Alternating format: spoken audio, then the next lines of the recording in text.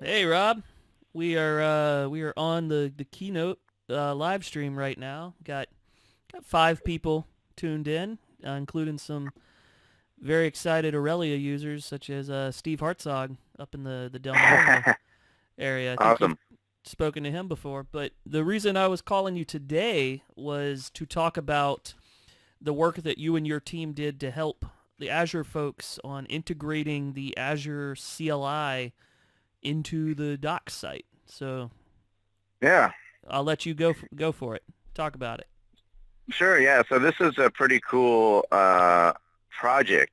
The on the Azure team, there's a gentleman by the name of Brendan Burns, and if you don't know his name, that's a great name to know. He is the inventor, effectively the inventor of Kubernetes. Um, I don't know if you can hear my GPS talking to me, by the way, while I'm We on this. can't. I am over Lake Washington right now. Um, Brendan Burns is the creator of Kubernetes, and he runs a engineering team on Azure. And they basically had this idea of delivering the Azure CLI in the browser. And so they've started working on something that we call the Azure Cloud Shell. And I can't go too deep into kind of the architecture of how that works, but effectively what you have is a front end, um, terminal experience that is backed by more or less backed by a virtual machine that is assigned to you dynamically, and you basically get to go to town through the browser, executing whatever you want against your own Azure account. And the cool Ooh. thing is you've got the Azure CLI that's in that shell, but you actually have other tools in there as well, such as Vim, and you've even got the .NET CLI. So if you wanted to, on the fly, against your Azure account, you could use the .NET CLI to literally create a .NET app, edit your code in Vim, and deploy and publish all from inside of that shell, inside of the portal or inside of Docs. Wow. So it's pretty fun. It's a real Bash shell, and it's tied to your account, so it's secure. And Um, because it's tied to my account and everything, and apparently it has the persistent storage, I mean, if I wanted to copy in my Bash RC, I could bring that in and have my own personal Bash experience in there, right? yeah. So when you first onboard, your first time actually using the shell, you will be prompted to link a drive basically, Okay. and that'll allow you to persist anything like that. And it also does really nice, rather convenient things for you automatically, so that if you do something like create a virtual machine, it will persist into your home drive, the keys, and different information that you need to basically interact with that machine in later sessions. Um, Hmm. so that's all set up for you, and when you first use the Cloud Shell, it'll set those things up for you and explain how that works. That work was done by Brendan Burns' team, and Justin Luck is the program manager over there, and they were a fantastic team to work with.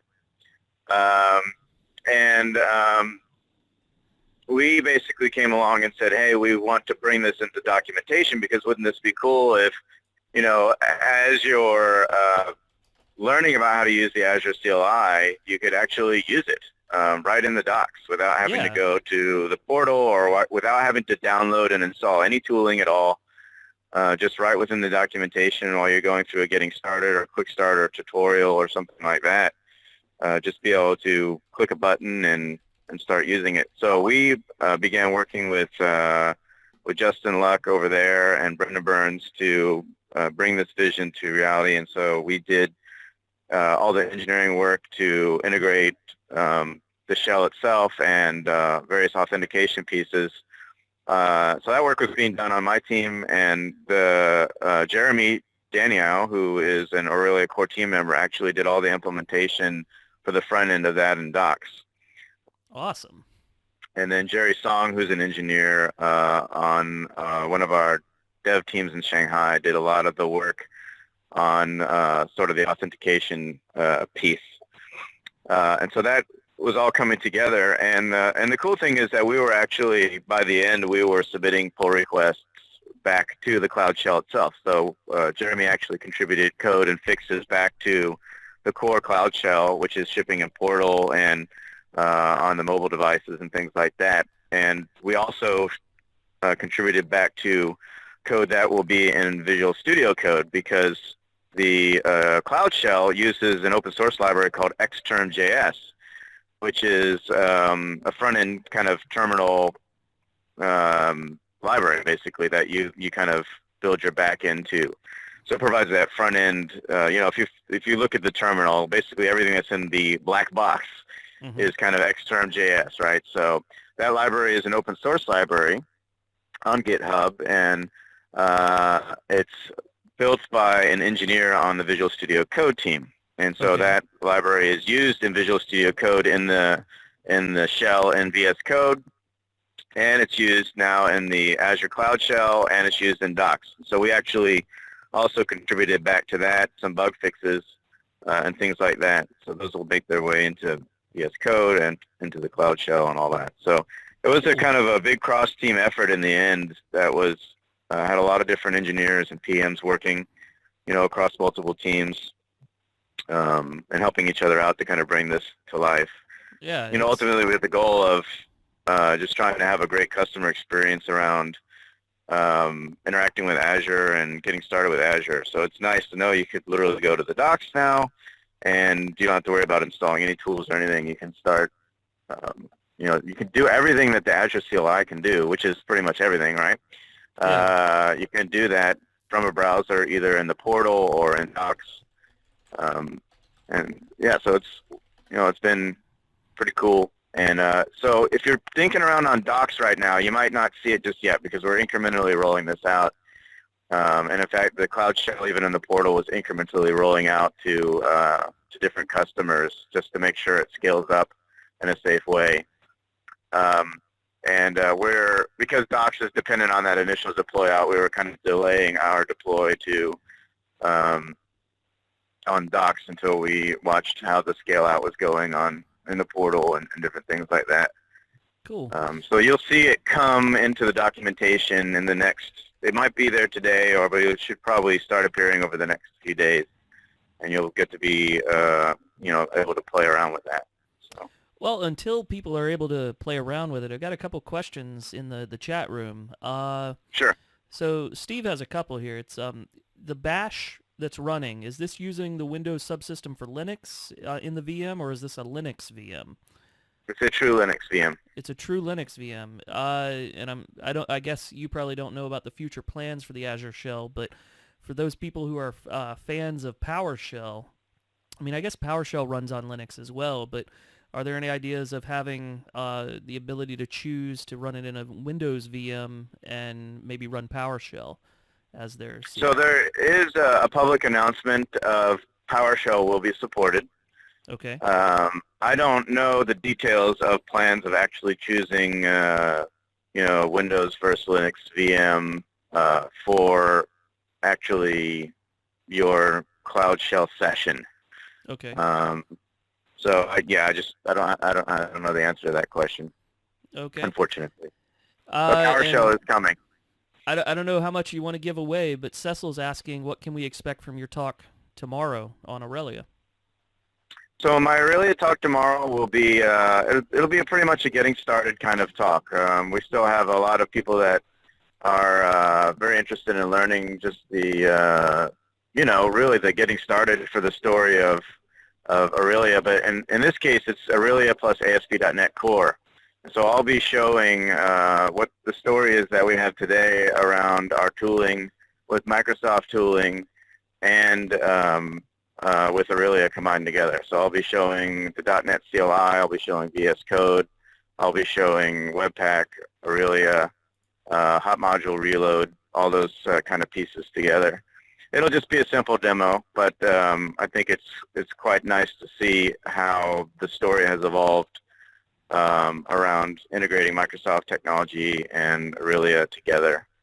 It's a very short, 20 minutes, so it'll be pretty fast and furious, but that's what I'm going to talk about. And I'm sure you've met with this with I can't pronounce his last name because it's Polish, but I think it's Jacob Jidzki or something. Who's a Jittery. Yeah, that one. Is that right? Uh, Yeah. yeah, Hope I'm works saying that on right. Azure Portal, and Yes. he's presenting this week at OSCON on Aurelia and TypeScript and Azure. So hopefully that will be broadcast and or at least recorded, and we'll be able to check that out. But seeing that there are the members of teams inside of Microsoft that are really excited about Aurelia is heartening for me. As our community lead, to see us building our community, and I know a Yeah. lot of people are excited about the talk that you're giving tomorrow, both inside the team and outside the team, to see what it can do by getting a bigger audience for Aurelia. Yeah. So Yeah, absolutely. And Microsoft's a huge company, over 100,000 employees, and it's really a company of companies in the way it operates. So the company itself uses a variety of different technologies. I mean, they use Angular, they use React, they use Ember, and they use Aurelia inside the company. I mean, So they even employ the lead for the Ember team and for the Aurelia team. So exactly. And of course, Steve Sanderson from Knockout, works at Microsoft too, right? yep. So just a lot of different things are going on, but there's a lot of interest in Aurelia, and there's a lot of people investigating and building different things in different parts of the company. So that's definitely growing, and my, personal mission is to do a lot of that kind of raising awareness inside the company and just helping people to be successful. As an interesting example of that related to build, you may have heard about the announcement of Cosmos DB Yes. at the keynote yesterday. So the Cosmos DB Gremlin Query Graph demos are all built with Aurelia. That's a So little bit of those are inside out knowledge on, for everybody there. yeah, so they're on GitHub. So you can actually go pull down the project. It's ASP.NET Core, TypeScript, and Aurelia is what those demos were built with. And so you can actually pull them down and, run them and all that kind of good stuff. Well, that sounds really awesome. It looks like we're getting down to about 45 seconds till the keynote's starting, so I'm going to let you go. Good luck getting through that Seattle traffic. I know that, Yeah. in my opinion, that is the worst traffic in the country. But good luck, and maybe we'll talk to you again later today during the keynote or something. If you decide, just text me, and I'll put you on. I can call you back. Sounds Okay. awesome. All right. All right, Drive thanks. safe. Bye bye. Yeah.